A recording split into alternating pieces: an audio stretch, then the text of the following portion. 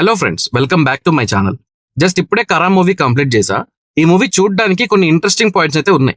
First the movie writer and director వచ్చేసి 4000 అనే మూవీకి వర్క్ చేశారు. 4000 మూవీ బాగుంటుంది. ధనుష్ ఇలాంటి రూరల్ డ్రామా మూవీస్ లో లేదా రియల్ రస్టిక్ మూవీస్ లో చాలా బాగా సూట్ అవుతారు, చాలా బాగా పర్ఫామ్ చేస్తారు కూడా. ఇంకోటి జీవి ప్రకాష్ మ్యూజికల్, ఇది కూడా ఒక రీజన్.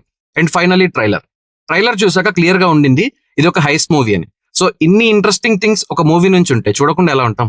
ఇంకా డీటెయిల్ రివ్యూలోకి వెళ్లే ముందు మన ఛానల్ ఇంకా సబ్స్క్రైబ్ చేసుకోకపోతే ఇప్పుడే సబ్స్క్రైబ్ చేసుకోండి, సపోర్ట్ చేయండి. Thank you.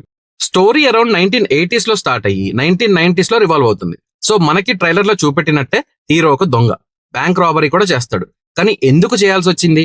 Normal life lead చేసే కరస్వామికి ఇంత హ్యూజ్ లెవెల్లో డబ్బు అవసరం ఎందుకు వస్తుంది?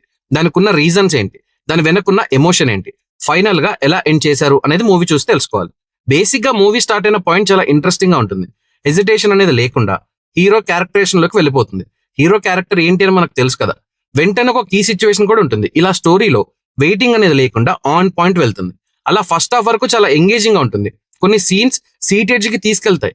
కానీ వన్స్ సెకండ్ హాఫ్ స్టార్ట్ అయ్యాక హేస్ట్ వరకు బాగానే ఉంటుంది. తర్వాత వచ్చే డ్రామా రెగ్యులర్ గా రన్ అవుతుంది. కొన్ని సీక్వెన్సెస్ కూడా అన్నెసెసరీ ఫీలింగ్ వస్తాయి.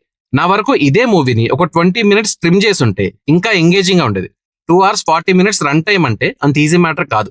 దట్టు ఒక రూరల్ డ్రామాలో ఏమవుతుందంటే ఎప్పుడైతే అన్నెసెసరీ డ్రామా ప్లే అవుతుందో మెయిన్ పాయింట్ నుంచి డీవియేట్ అవడం, రిలాక్స్ అవడం జరుగుతుంది.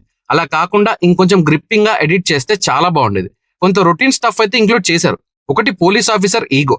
హీరో మీద ఏదో ఒక పాయింట్ లో ఈగోకి వెళ్ళిన పోలీస్ రివెంజ్ కోసం ఏదైనా చేస్తాడు. ఇది ఒక రొటీన్ స్టఫ్ ఉంటుంది. ఫాదర్ సెంటిమెంట్ కూడా ధనుష్ ప్రీవియస్ గా చేసిన మూవీస్ లో ఎలా వర్క్ అయిందో ఆల్మోస్ట్ అలానే అనిపించింది. ఫర్ ఎగ్జాంపుల్ ఇడ్లీ కొట్టు మూవీని చెప్పొచ్చు. బట్ సర్ప్రైజింగ్లీ ఇక్కడ ఫాదర్ రోల్ ప్లే చేసిన కేఎస్ రవికుమార్ గారు యాక్టింగ్ ఇరగదీసేశారు. యాక్టింగ్ కి ఎంత స్కోప్ ఉందో యాక్టర్ మొత్తం స్కోప్ యూటిలైజ్ చేసుకున్నారు. సో ఇలా కొన్ని కామన్ ఫ్యాక్టర్స్ అయితే ఉంటాయి. బేసిక్ గా స్టోరీ 80s లో ఇంకా 90s లో జరుగుతుంది కనుక టెక్నాలజీ వైజ్ అప్పుడు నీ లాజిక్స్ వర్క్ అవ్వవు. సో ఈ విషయంలో డైరెక్టర్ సేఫర్ ఆప్షన్ చూస్ చేసుకున్నారు. అంతా ఓకే, కానీ క్లైమాక్స్ మళ్ళీ ఒక మెసేజ్ అని, మెసేజ్ కాకపోయినా ఒక రెగ్యులర్ ఓల్డ్ టెంప్లెట్ యూజ్ చేసి ఎండ్ చేశారు. అసలు కన్విన్సింగ్ గా లేదు. నాకైతే కొన్ని క్వశ్చన్స్ రేజ్ అయ్యాయి. అవి చెప్పేస్తే క్లైమాక్స్ రివీల్ అయిపోద్ది. సో ఏం చెప్పట్లేదు. కానీ మూవీ చూసిన వాళ్ళకి అనిపిస్తుంది చాలా రొటీన్ ఫార్ములా యూజ్ చేసి చాలా ఈజీగా ఎండ్ చేసేశారు అని. ధనుష్ కి ఇలాంటి రూరల్ డ్రామా మూవీస్ కి మ్యాజికల్ అటాచ్మెంట్ ఉంటుంది అనుకుంటా. క్యారెక్టర్ లో అలా బ్లెండ్ అయిపోతారు.